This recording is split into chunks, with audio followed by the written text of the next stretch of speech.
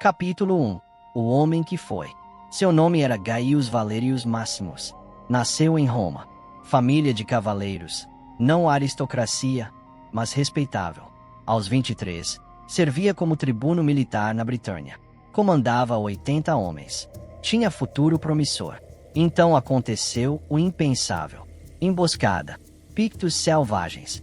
50 romanos mortos. 30 capturados, incluindo Gaius. Os pictos não conheciam o valor de prisioneiros romanos. Mataram alguns. Escravizaram outros. Venderam o resto para comerciantes gauleses. Gaius foi vendido 3 vezes até chegar a Roma. Ironicamente, foi escravizado na própria cidade onde nasceu. Ninguém o reconheceu. Capítulo 2. A notícia. 6 meses depois de ser capturado, chegou a notícia oficial a Roma. Tribuno Gaius Valerius Maximus, morto em combate contra bárbaros na Britânia. Honras militares concedidas póstumamente. Sua mãe chorou. Seu pai encomendou um monumento. Seu nome foi inscrito no Templo de Marte. Oficialmente, Gaius Valerius Maximus estava morto. Mas o homem que usava esse nome estava vivo. Acorrentado. Em um ludus a 15 minutos a pé da casa onde cresceu. Capítulo 3. A descoberta. Levou 1 ano para Gaius entender completamente. No ludus, era apenas Maximus, nome genérico dado a muitos gladiadores. Ele tentou, no início, explicar quem era. Sou tribuno. Sou cidadão romano. Isto é erro. Apanhou por insubordinação. Tentou enviar mensagem para sua família. O lanista riu. Claro, e eu sou o próprio imperador. Volta para tua cela, escravo. Foi só quando outro gladiador, um ex-escriba, conseguiu roubar um pergaminho de notícias que Gaius viu. Seu próprio obituário.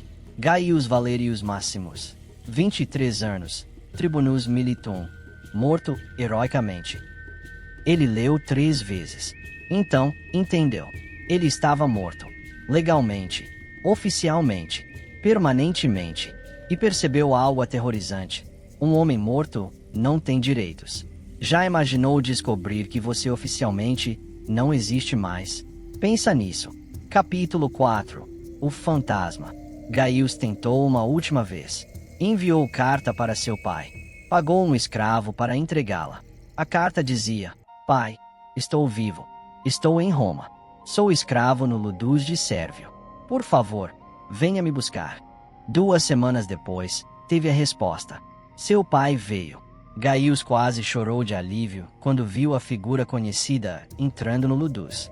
Mas seu pai não estava ali para resgatá-lo.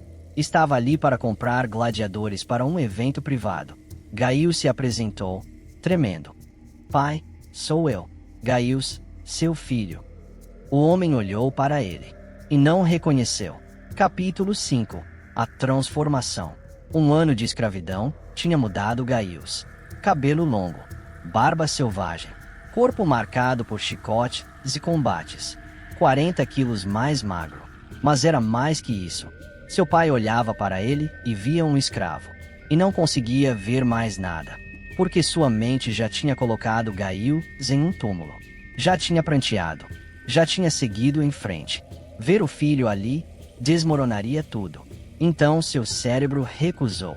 Sai da minha frente, escravo, ele disse, e foi embora. Gaius caiu de joelhos. Naquele momento, entendeu. Ele não era apenas escravo. Era morto-vivo.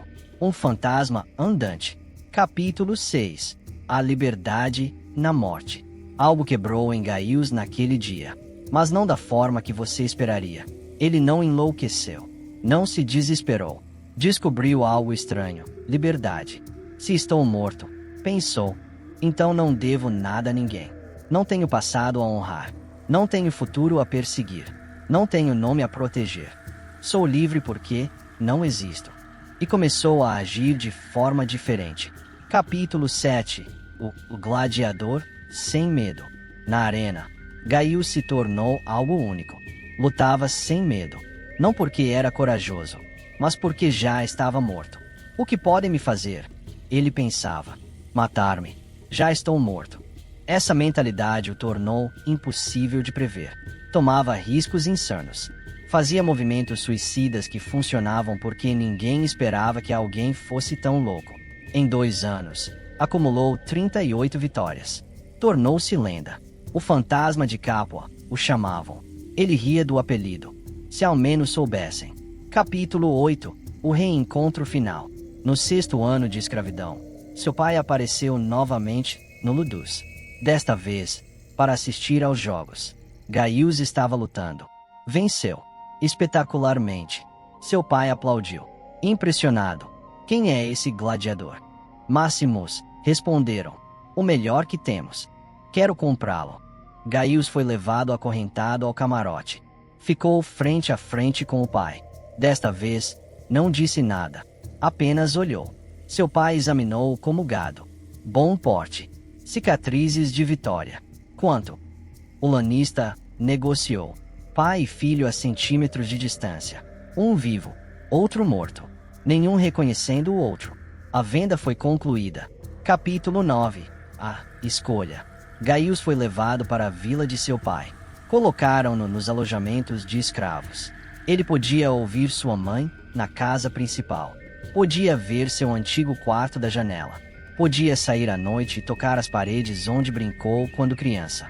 Era tortura. Ou seria. Mas Gaius tinha aprendido algo. Identidade é prisão. Seu pai comprou Máximos. Não conhecia Gaius. E nessa distinção, havia poder estranho. Capítulo 10. O desaparecimento. 2 meses depois de ser comprado, Gaius simplesmente saiu. Caminhou pela porta. Em plena luz do dia. Ninguém tentou pará-lo. Por que quem ia procurar por um escravo quando não sabiam que havia fugido? Quem ia caçar um homem morto? Ele caminhou até o porto de Ostia. Trabalhou como estivador. Ninguém perguntou seu nome. 3 anos depois, comprou passagem para Alexandria. Virou comerciante. Prosperou. Casou. Teve filhos. Viveu mais 32 anos. Morreu aos 71. Em paz. Cercado de amor.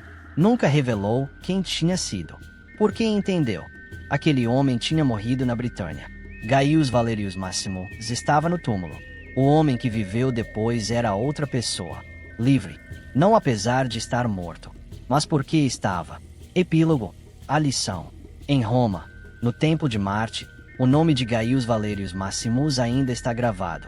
Morto aos 23 anos. Herói. Mas em Alexandria, em um cemitério esquecido, há outra lápide. Sem nome. Apenas uma inscrição em grego. Aqui jaz um homem que morreu 2 vezes. E viveu livre entre ambas. Ninguém sabe quem está enterrado ali. E talvez seja esse o ponto. Às vezes, a única forma de ser livre é deixar de ser quem você era. Às vezes, a morte é renascimento. E às vezes, os fantasmas são os únicos verdadeiramente vivos. Você seria capaz de abandonar completamente quem você é para ser livre? Conta nos comentários e se inscreve para mais histórias que desafiam tudo.